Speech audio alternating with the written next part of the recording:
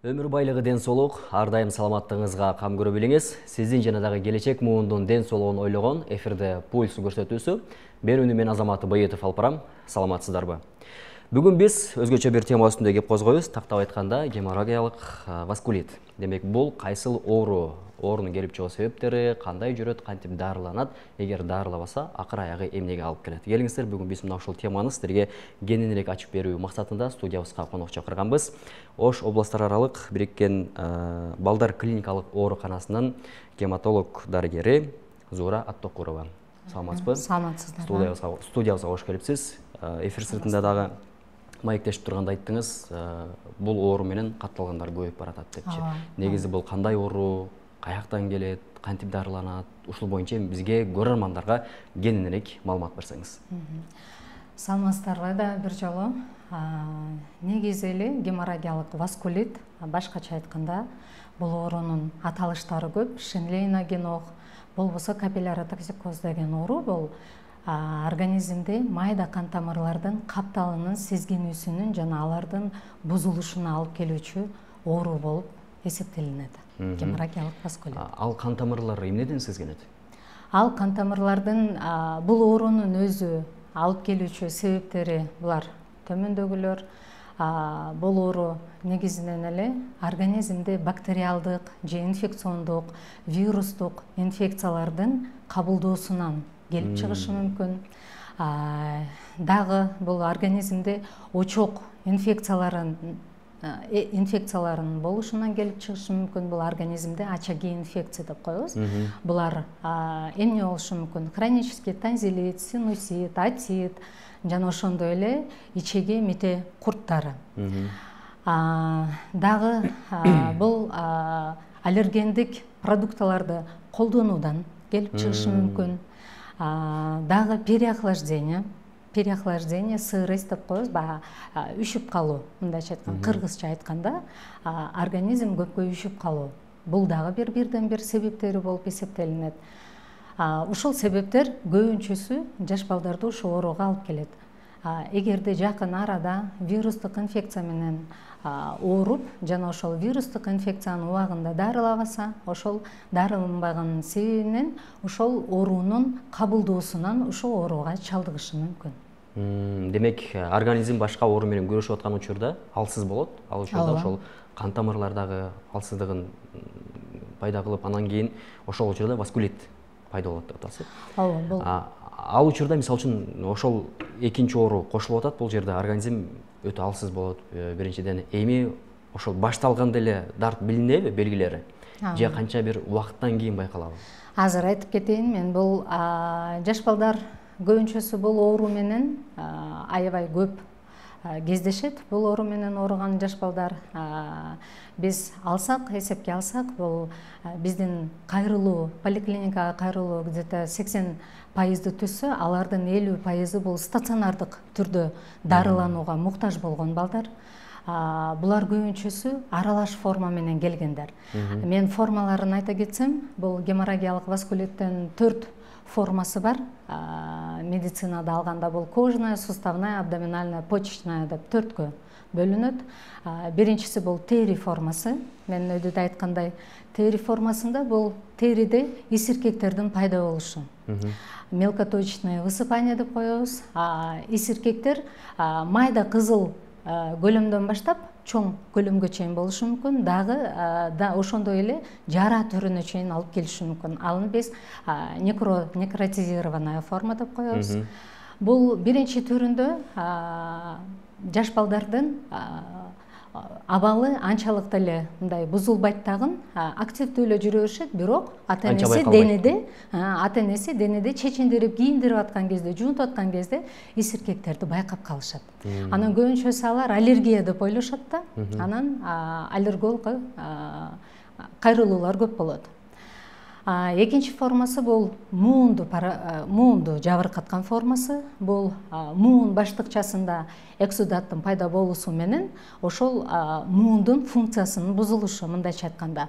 Муундар шишип, кыймыл аракеттин чектүүсү башталат. Шишип көгөргөндүктөн муун тегеректерин, көбүнчөсү чоң муундар жабыркайт, бул тизи жана тапан муундары, голеностопный, коленной деп коебуз. Ошол муундардын жабыркашы балдардын кыймыл аракетинин чектөөсүнө алып келет. Үчүнчү формасы бул ичеги, курсак формасы деп коебуз. Бунда көбүнчө ичеги көңдөй поражение болот да, ичегиде кан тамырлардын үзүлүүсү башталат, мындайча айтканда. Бул оору үчүнчү формасында көбүнчөсү бейтап, аябай баягындай оорураак формада өткөндүгү үчүн жүрөк айлануусу, кусуусу жана ичинин аябай катуу оорусу байкалат. Көбүнчөсү ичи ооруганы бул киндик тегерегинде оору көп байкалат. Кусуусу жана кээде кан аралаш заңы келүүсү да байкалат да, ата-энелер ошону да байкашат. Көбүнчөсү бизде бул ооруну ич көңдөй поражение болгондо, абдоминальный форма кездешип атканда көбүнчөсү аппендицит менен, инвагинация кишечника деп коет, хирургдар да көбүнчөсү ошол менен мындай аныкташ бир аз кыйынга туура келип калат. Жана ошондой эле төртүнчү эң оор формасы бул бөйрөктүн жабыркашы болуп эсептелинет. Бөйрөктө эң көп майда кан тамыр болгондуктан бөйрөктүн функциясынын бузулуусуна алып келүүсү аябай мындай оор акыбалга алып келет да бул ооруда. 4 формада өтөт жана анын өзүнүн эле түрлөрү бар. Жеңил формасы, жеңил түрү, орто түрү жана оор түрү. Жеңил түрүндө бул баягы исиркектер болгон үчүн гана ата-эне бала жакшы жүрсө, балам жакшы эле жүрөт деп үйүндө өз алдынча дарылап да келишет да ата-энелерчи. Экинчи формасында уже баягы кыймыл аракеттин чектелиши башталганда анан кийин биздин ортопед, травматологдорго кайрылуусу көбөйөт. Анан бизде стационарда ортопед, травматологдордун көрүүсүнөн улам сөзсүз түрдө гематологдун кеңеши керек деп анан бизге кайрылуу учурунда көбүнчө муун жана ичегиге өткөн курсак формасында көп келишет. Ал учурда силер кантип аныктайсыздар? Эмне анализ тапшырыш керек? Бул өзүнүн лаборатордук диагностикалары бар. Бул бизде развернутый анализ кровь, кровь на гемостазограмму деп коебуз. Өзүнүн кандын өзүнүн анализдери бар. Сөзсүз түрдө общий анализ мочаны да сөзсүз түрдө текшеребиз. Дегенде бөйрөк формага өткөн формасы болду же болбоду сөзсүз түрдө көрөбүз. Жеңил түрүндө көбүнчөсү биз териге өткөн формада үйүнө гана жазып берүү. Ооба. Азыр мен дарылоодо дагы кеңири токтоломун. Амбулатордук лечение кылабыз жеңил түрүндө. Орто оор формаларында сөзсүз түрдө стационардык дарылануу зарыл. Себеби дегенде бул оорунун кабылдоолору өтө оор болгондуктан. Түшүнүктүү. Дарылоо учурунда биз ата-энелер кантип жардам бере алабыз эми? Мисалы үчүн кээ бирөөлөр кайдыгер карап, экинчи стадиясына келип атат деп атасы. Биз ата-энелер ошол балдардын батыраак айыгып кетишине, сиздердин ошол дары каражатыңыздар батыраак таасир этишине кантип көмөк көрсөтө алабыз? Бул ооруда ата-энелердин жардамы аябай 70%га тете десем жарашат. Себеби дегенде ата-энелердин кароосу аябай зарыл. Эмне үчүн? Биринчиден биз дарылоо системасын, дарылоо убагында эмне кылабыз? Биринчи эле бул диета жана элиминационная терапия и ограничение двигательной активности дейбиз. Бул кыймыл аракеттин чектөө, сөзсүз түрдө постельный режим сакталуусун суранабыз ата-энеден. И сөзсүз түрдө диета. Диета кандай болуш керек? Диета сөзсүз түрдө оор формаларында жеңил тамактар, каша түрүндө тамактар жана майлуу, эт, туздуу тамактар, соленый, копченый, көчөдөгү баягы магазинде сатылган нерселердин чектөөсү киргизилет сөзсүз түрдө. Жана ошондой эле кызыл, оранжевый цветти нерселерди биз чектөө коебуз. Алар өтө баягындай бийик аллерген болгон үчүн биз алардын чектөөсүн сунуштайбыз. Чектөө негизи канча убакытка чейин болот? Мисалы үчүн чектөө негизи жаш балага жок, жоң жебе деп айтышты эле, аны тартипке салыш, диетага отурууш деле бир аз кыйын. Ооба. Чектөөсү канча убакытка? Чектөөсү негизи кийин үйгө чыкканда да биз 3 ай чектөө коюлат. 3 ай сөзсүз түрдө чектөөнү аябай жакшы сактаңыздар деп суранабыз. Себебинде да баягы чектөөнү сактабаса, бул оору кайра дагы кайталанып келген учурлар көп. Сиз азыр айтып атасыз, жаш баланын сакташы бир аз кыйын. Жок. Чоңдорго караганда жаш балдар аябай жакшы угат дагы, аябай жакшы сактайт. Чектөөнү аябай жакшы сактайт балдар. Алар менен жакшы сүйлөшүп, баарын жакшы түшүндүрсө, түшүнө турган бала, чоңураак балдар сөзсүз түрдө чектөөнү баарын өзү апасын барып апасына өздөрү уже үйрөтүп калышат да. Доктор, сөзүңүздү айтып өттүңүз, бул кийин кайталанышы мүмкүн деп. Демек, өнөкөткө дагы айланышы мүмкүн. Ооба, сөзсүз түрдө өнөкөт ооруга кирет бул. Эгерде убагында очок инфекциялары дарыланбаса, убагында биз койгон чектөөлөрдүн аткарылбашы болсо, анда сөзсүз түрдө бул оору кайра өнөкөт, кайра кайталанып калышы мүмкүн. Мисалы үчүн ичеги карында кан тамырдын жарылышы дедиңиз, денеге кызыл тактардын пайда болушу дедиңиз. Ошол дарылангандан кийин ошол кетеби, мисалы үчүн денедеги тактар? Ооба, ал кетет.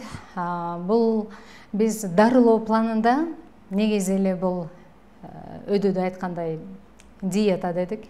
Жана экинчи бул базистик терапия деп коебуз. Базистик терапияны сөзсүз түрдө стационарда алат. Бул ооруда кан коюлуп кеткендиги үчүн антиагрегант жана антикоагулянттарды сөзсүз түрдө алат. Ал деген сөз жалпак тил менен айтканда бул бала киндигинен гепарин деген уколду алуусу зарыл. Ал гепарин күнүмкү контроль менен, анализ контролю менен дозасын азайтып, көбөйтүп жасап турабыз. Жана ошондой эле өзүнүн инфузондук терапиялары бар. Инфузондук терапия деген бул тамчылатма түрүндө уколдорду кошушубуз мүмкүн. Ал өзүнүн уже жабыркаган кайсыл органда, кайсыл системада жабыркоо байкалып баштады, ошого карап өзүнө лечениясы жазылат. Түшүнүктүү.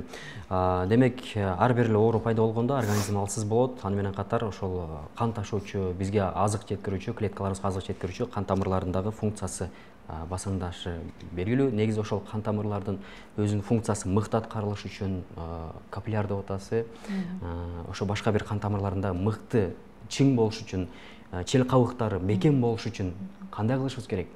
Азыктануу дагы өтө маанилүү да. Ооба, бул ооруда азыктануу өтө маанилүү. Бая мен жогоруда айткандай, аллергендик продукталарды такыр эле бул ооруда 3 ай ичинде алып салуу зарыл да. Алып салуу зарыл. Жана ошондой эле жогоруда айтылгандай очоктук инфекциялардын дарылануусу зарыл бул ооруда. Сөзсүз түрдө. Себеби дегенде очоктук инфекциялар дарыланбаса, бул оорунун кайра жабыркашы бийиктейт да. Түшүнүктүү. Сиз дагы баса белгилеп кеттиңиз, мисалы үчүн ата-энелер кеч кайрылат депчи, өз билимдик менен дарылайт деп. Мисалы үчүн бирөөсү ич өткөк менен ооруп атат деп, ич оору дары берип коюшу мүмкүн. Кусуп атат деп, ашказанынан сууга өттү деп дагы бир майлап коюшу мүмкүн да. Кандайдыр бир дагы жардам берип, батыраак алып келиш үчүн биз ата-энелерге кантип чакырсак болот ошолор? Кечиктирбегиле. Айырмачылык монтип байкасаңар болот, моундай болот айырмачылыктары, даана байкагыла деп. Бул ооруда негизи бул биринчи эле исиркектердин пайда болушу денеден. Башка исиркектерден айырмасы бул симметриялуу жайгашкандыгы, жана басып көргөндө өңүнүн жоготпостугу. Жана бул муундардын кошо жабыркашы. Муундар, чоң муундардын жабыркашы байкалат да. Ичип өтүп аткан кезде бул ич өткү менен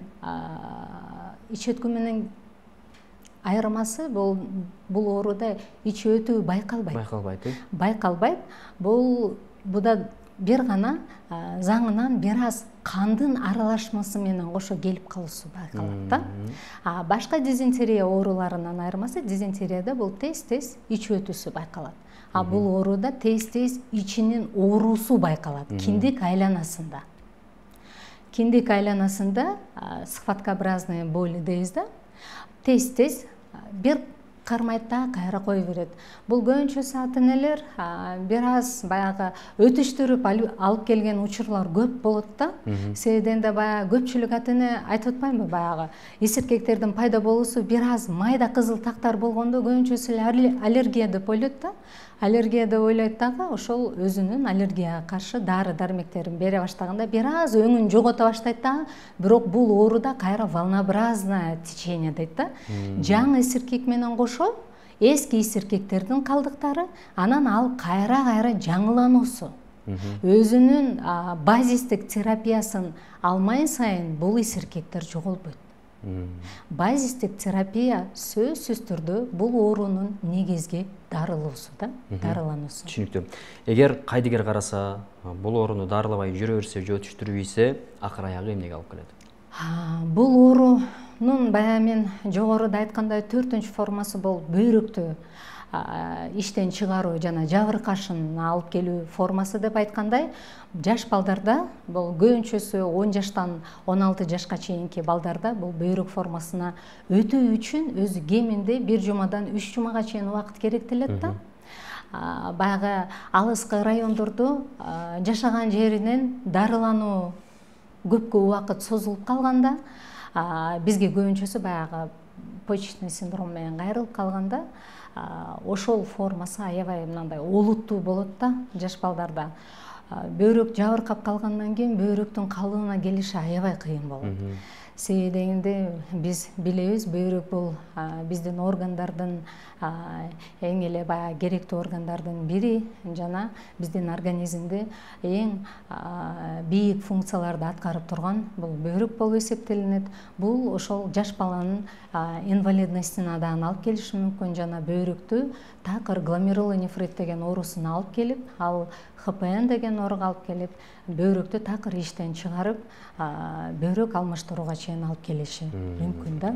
Ошон үчүн мына четки райондордо көбүнчөсү баягы жаш бала кайрылып барганда биринчи жардамды көрсөтүү башталат. Ошо биринчи жардамды көрсөтүүдөн улам кийинки формалары кошула баштаганда, анан кийин дарыгерлер буну областтык деңгээлде уже жөнөтө баштайлы деп анан кийин жөнөтүшөт да.